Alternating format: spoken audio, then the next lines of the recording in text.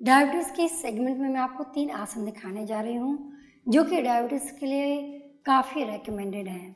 हमारा जो पहला आसन है वो है अर्ध मत्स्येंद्र आसन। और कभी भी आप देखेंगे कि जब भी डायबिटीज़ की बात आती है, ये आसन सबसे पहले आता है। इसमें हमें क्या करना है, पैरों को सीधा रखना है। दंडासन में बैठेंगे, शरीर को रिलैक्स करके रखेंगे, बाएं घुटने को मोड़ेंगे और दाहिने पैर के नीचे ले जाएंगे, कुछ इस तरह से जिससे कि आपका ये जो बायां पैर है वो आपके कूल्हे के पास आकर रिलैक्स करें। आप चाहें तो इस पर बैठ भी सकते हैं या इसको साइड में रख सकते हैं। दाहिने पैर को एडजस्ट करेंगे, दाहिने घुटने को मोड़ते हुए बाएं पैर के घुटने के साइड में ले आएंगे।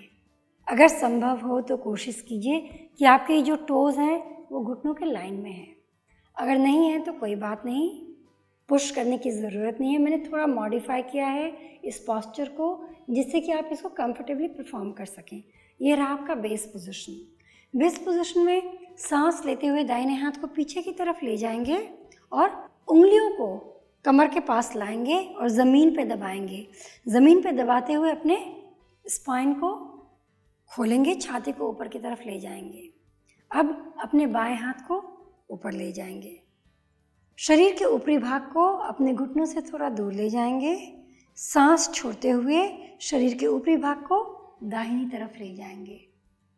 फिर सांस लेंगे, रुकेंगे, सांस छोड़ते हुए शरीर के ऊपरी भाग को सामने की तरफ लाएंगे, अपने बाएं कोहनी को मोड़ेंगे और ये जो आपका घुटना जो कि ऊपर है उसके अगेंस्ट पुश करेंगे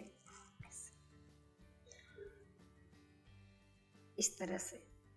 एक बार आपका ये पोजीशन फाइनल हो गया, शरीर को ऊपर की तरफ ले जाएंगे और स्पाइन पर ट्विस्ट करते हुए दाहिने तरफ देखेंगे। अगर आप इस पोजीशन में कंफर्टेबल हैं तो दाहिने हाथ को पीछे लाकर अपने बाएं पैर पर रख सकते हैं। अगर नहीं है कोई बात नहीं।